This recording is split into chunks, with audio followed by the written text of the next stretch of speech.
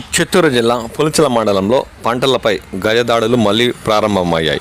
పశ్చిమ విభాగం అటవీ ప్రాంతంలోని గోగులమ్మ వంక నుంచి శుక్రవారం రాత్రి వచ్చిన ఏనుగుల గుంపు కల్లూరు, పాళ్లెం పంచాయతీల్లో మామిడి పంటలను తొక్కి తిని ధ్వంసం చేశాయి.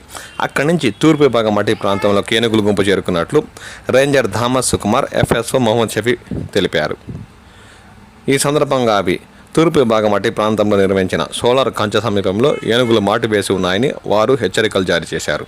పశ్చిమ విభాగం అటవీ ప్రాంతం నుంచి పంటలను ధ్వంసం చేసి తిరిగి అవి అటవీ ప్రాంతం వైపులోకి చేరుకోవడంతో అటవీ సరిహద్దుల్లో సోలార్ విద్యుత్ కంచె ఉండడంతో ఏనుగులు కంచెను దాటలేక అక్కడ నిలబడిపోయాయని వారు తెలిపారు.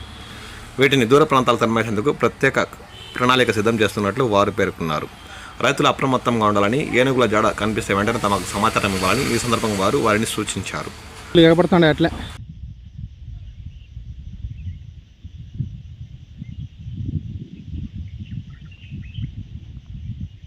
పర్మనెంట్ గా గుట్టకి ఎక్కుతా ఉండే